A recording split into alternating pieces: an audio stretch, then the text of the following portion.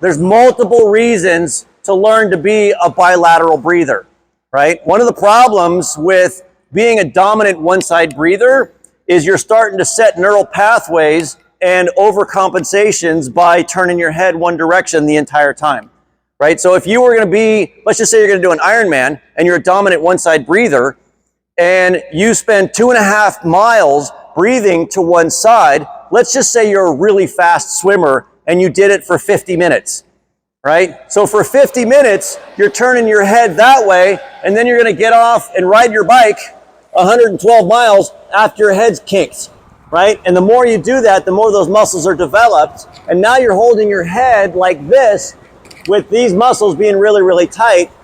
By the time you get to the run, everything sucks. So trying to set yourself up for the run, being a bilateral breather has you more biomechanically efficient.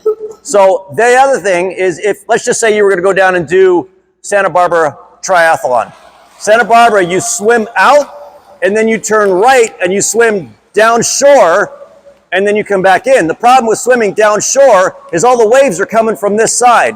So every time you try to breathe, if you're a dominant left side breather, every time you breathe, the waves are hitting you in the face. So it's pretty good to know how to be a right side breather so that you can breathe without the waves hitting you in the face.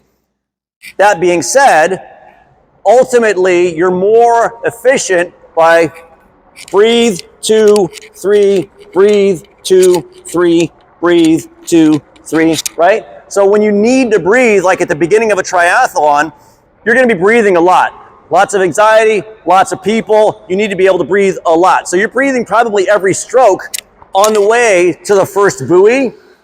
Hook a right at the first buoy, the field opens up a little bit, and now you can settle into your bilateral breathing, right? Does that make sense to everybody? So to train for that, like the drill that we just did, if you're on your own, pick a side to breathe on.